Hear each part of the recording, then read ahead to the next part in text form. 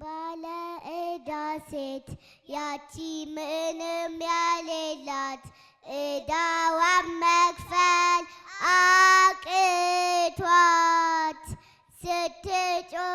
ስትጮህ ያለማቋረጥ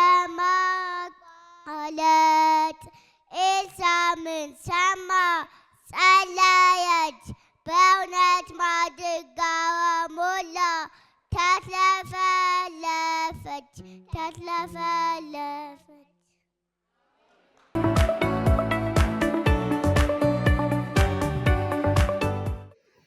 እንደምን አላችሁ ልጆች? ከህፃናት ሰንበት ትምህርት ክፍል የዛሬውን ሁለተኛውን ሰንበት ትምህርት ይዘንላችሁ መጥተናል። ርዕሱ የሚለው በጣም ረጅም የነበረ የእግር ጉዞ ይላል።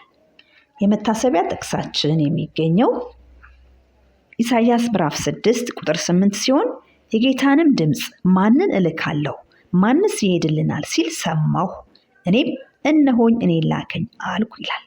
የትምህርቱ ዋና መልእክት እግዚአብሔር እንድናገለግለው ሲጠራን እታዘዘዋለሁ ይላል። መንቀሳቀስ አልፈልግም በማለት ሊዲያ አጉረመረመች። እኔም ብሎ መለሰ እዝራ። አባዬ አዲሱን ስራ እንዲይዝ ጌታ ፈቅዷል ነው ያለው። እግዚአብሔር የሚፈልገውን እንዴት እንደሚያውቅ ጥያቄ ሆኖብኛል። እስቲ እንጠይቀው የሚል ሐሳብ አቀረበች ሊዲያ ደግሞ። አባዬ አንድ ጥያቄ ልንጠይቅ እንፈልጋለን አለ እዝራ በሹክሹክታ የአባቱን ሸሚዝ እየጎተተ።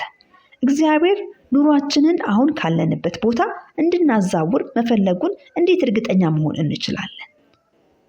ምናልባት እግዚአብሔር አብርሃምን ከሚኖርበት ስፍራ እንዲወጣ በነገረው ጊዜ ሰዎች አብርሃምን ይህንኑ ጥያቄ ሳይጠየቁት አልቀረም አለ አባባ። እስቲ አንድ ታሪክ ልንገራችሁ። አብርሃም እግዚአብሔርን የሚወድ ሰው ነበር። በቀን ውስጥ ብዙ ጊዜ ከእግዚአብሔር ጋር ይነጋገር ነበር። እግዚአብሔር አድርግ የሚለውን ማንኛውንም ድርጊት መፈጸም ይፈልግ ነበር። አንድ ቀን እግዚአብሔር አብርሃምን አነጋገረው። አብርሃም ኡርን ለቀህ የምትወጣበት ጊዜ ነው። ወዳጆችህን ሁሉ ትተህ እኔ ወደማሳየ ቦታ መሄድ አለብህ። አብርሃም መናገር ሳያቅተው አልቀረም። ለምን? እሱ ቤቱን በመተው ወደ ሌላ ስፍራ ሄዶ እንዲኖር እግዚአብሔር እንደፈለገ ጥያቄ ሆነበት።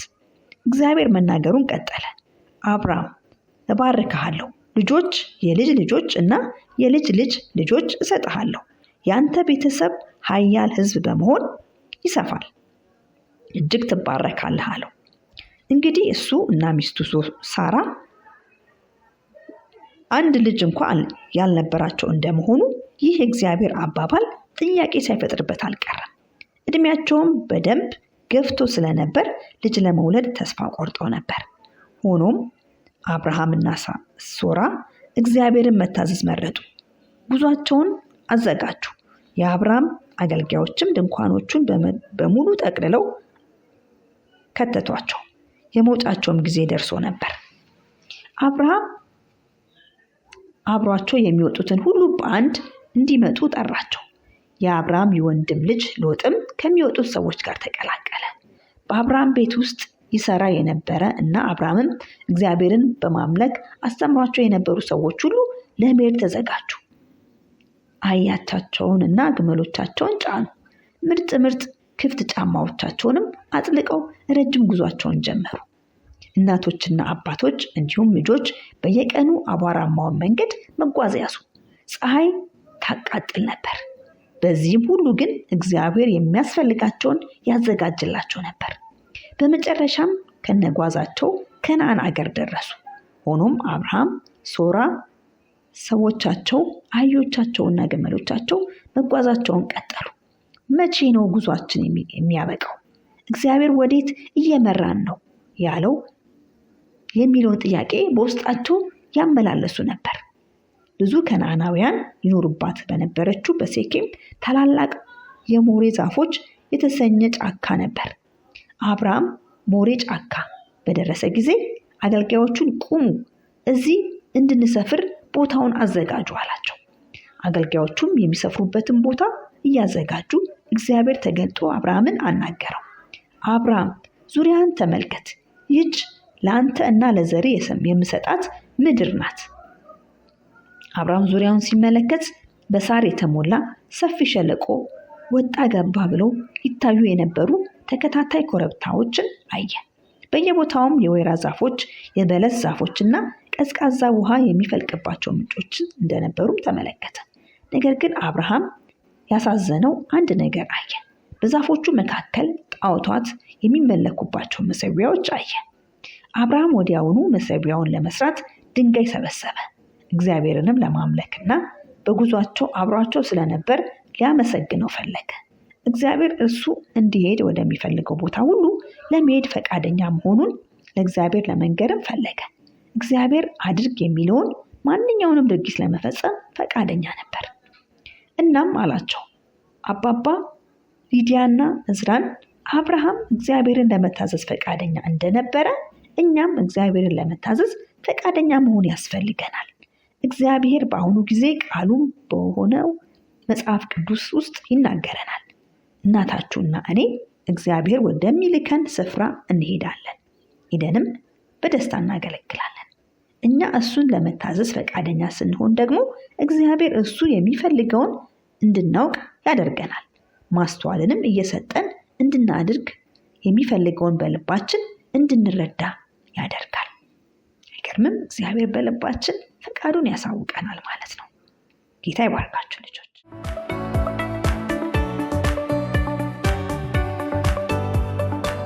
ወደ ቤት ገብተው ከእናቱ ከማርያም ጋር አዩት፣ ወድቀውም ሰገዱለት።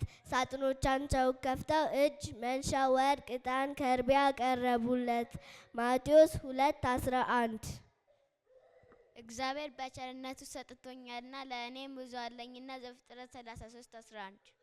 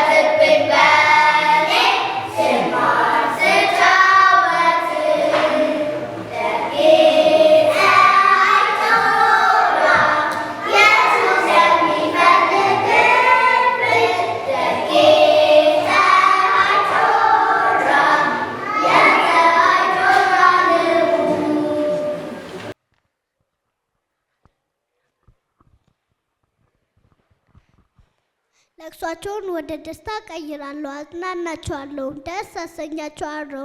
ኤርምያስ 31:13 እነሆ ለሕዝቡ ሁሉ የሚሆን ታላቅ ደስታ እናግራቸዋለን እና አትፍሩ። ሉቃስ ምዕራፍ 2:10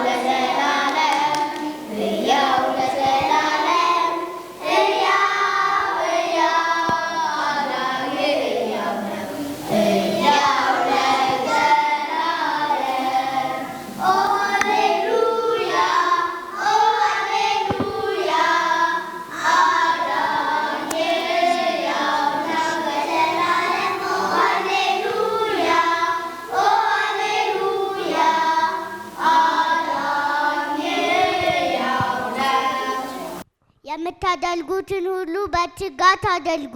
ቆላስይስ 3:23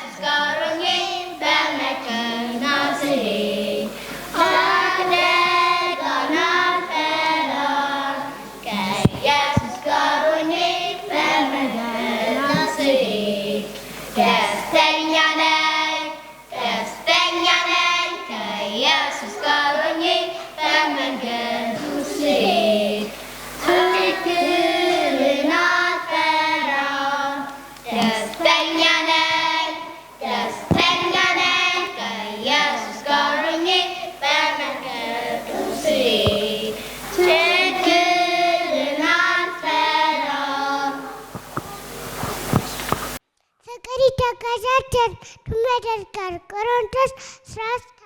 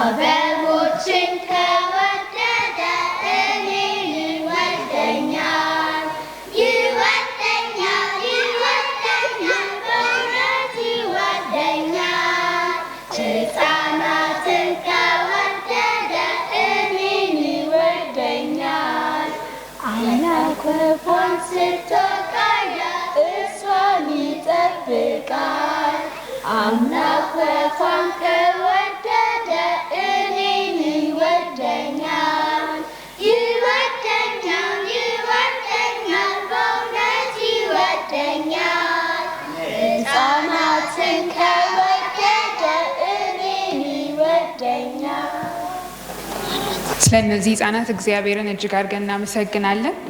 በቤት የሚያድጉ ልጆች ስለተሰጡን የእግዚአብሔር ስም የተመሰገነ ይሁን። ስለነሱ እንዲሁም እነሱን ስለሚያስተምሯቸው በየ3 ወሩ ስለሚያዘጋጇቸው ሰዎች እግዚአብሔር የተመሰገነ ይሁን። እነዚህን ለቤተ ክርስቲያን ስለሰጠህ እጅግ አድርገን እናመሰግንሃለን። በቤትህ ለዘላለም እንደተተከሉ እንደ ዘንባባ እያፈሩ እየሰፉ የሚሄዱ እንዲሆኑ እንጸልይላቸዋለን። እነሱን ያየ እግዚአብሔር አባት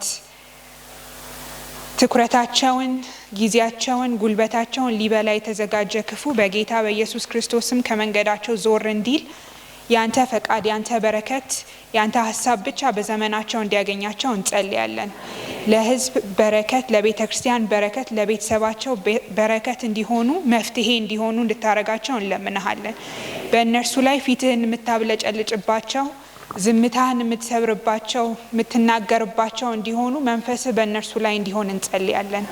ከሚናጠቅ እግዚአብሔር አባት በዚህ ጊዜ ሐሳብን ለመውሰድ እድገትን ለማቀንጨር ጌታ ሆይ የተዘጋጀ ክፉ እነሱን አያገኛቸው።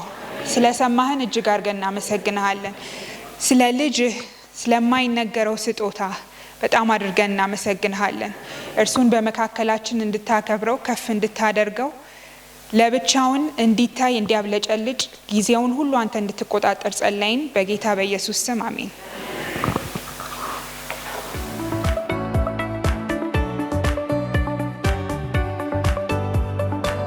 ግጥሙ ርዕስ የንጋት ኮከብ ነው ይላል።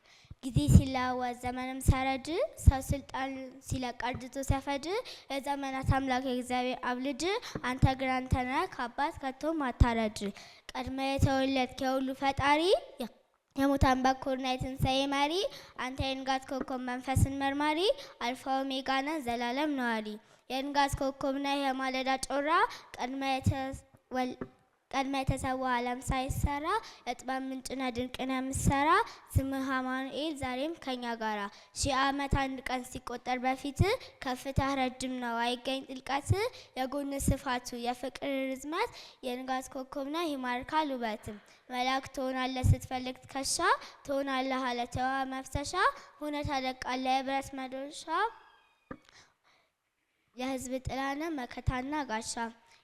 የማለዳ ፀሐይ የጽድቅ ልብሳችን ስጋችን ከስጋ ደም ከደማችን ዘላለም ተወለድ ግባ በልባችን ብለን አክብር ጊዜ ወንድማችን መሄጃና ህይወት ነህ አማላጃችን። በጨለማ ብርሃን በረሃመና አንተ የጥንት አምባ የነፍሳችን ጤና አይነ ከኛ ጋር ነው ጥበቃ የጸና ገናና ነው ክንድ የጦር ሜዳ ጀግና እውቀትና ህይወት መሄጃ ጎዳና ኃያልና ድንቅ የሰላም አለቃ የማለዳ ፀሐይ የሌሊት ጨረቃ የጽድቅ ልብሳችን ደም የሚበቃ የአምላክ አምባሳደር የሰው ዘር ጠበቃ ትናንትና ዛሬም ነገም አዲስ በቃ። ዘመን ቢቀያየር ቢለወጡ ዓመታት ፍቅር አያረጅም የሆነው ለዘመናት ጨረቃና ፀሐይ የሰማይ ሰራዊት አዋፍ በዝማሬ ተራሮች በውበት በቀለም አስጌጠው አበቦች በመፍካት ማዕበልና ሞገድ ውቅያኖስ ነፋሳት ሕያዋን ግዑዛን ተንቀሳቃሽ ነፋሳት ያመሰግኑሃል። ሱራፌል መላእክት በዘመናት ቀመር በጣቶች አሻራ ግዙፍ ዓለማትን በቃሉ የሰራ ማህተሙ ማይፋቅ ታማኝ ባላደራ እንዳንተ አይገኝም ከቶ የትም ስፍራ ኢየሱስ ድንቅ ነህ አለ ከኛ ጋራ። እንግዲህ ጌታ ሆይ በአዲሱ ዘመን በምትሰጠን ዕድሜ በጊዜ ወሰን በቃል ቀድሰን አንድ እንድንሆን መንፈስ ያግዘን ባርከው ስራችን በቃል ትታነጽ ቤተ ክርስቲያን ምራን በመንገድህ ያዘን እጃችን። የነቢያት ራእይ የሰው ልጆች ተስፋ አልፋና ኦሜጋ ታሪክህ ማይጠፋ ናፍቀናልና የዘውድን ስደፋ አንተ የንጋት ኮከብ የዘመናት ተስፋ ልጆች ይረፉ ጸጋ ይንሰራፋ ጌታ ሆይ ቶሎና መንግስት ትስፋፋ።